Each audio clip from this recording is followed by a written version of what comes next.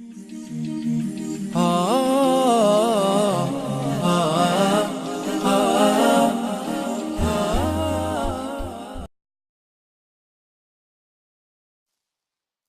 دن حضرت ابوبکر صدیق رضی اللہ تعالیٰ عنہ کھانا کھا رہے تھے۔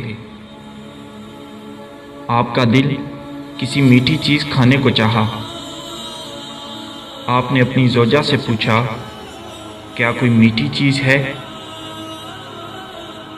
انہوں نے جواب دیا، بیت المال سے جو کچھ آتا ہے اس میں میٹھی کوئی چیز نہیں ہوتی۔ چند دن بعد آپ رضی اللہ تعالیٰ عنہ نے دیکھا کہ دسترخوان پر کھانے کے ساتھ حلوہ بھی موجود ہے۔ آپ نے اپنی زوجہ صاحبہ سے پوچھا، آج یہ حلوہ کیسے بن گیا؟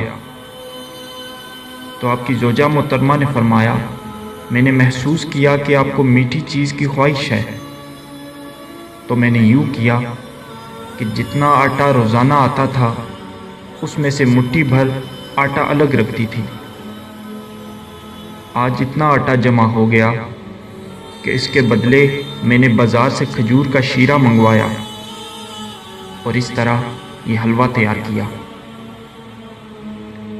آپ نے حلوہ تناول فرمایا۔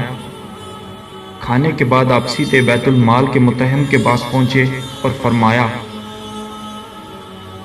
ہمارے ہاں راشن میں جس قدر آٹا جاتا ہے آج اس میں سے ایک مٹھی بھر کم کر دینا،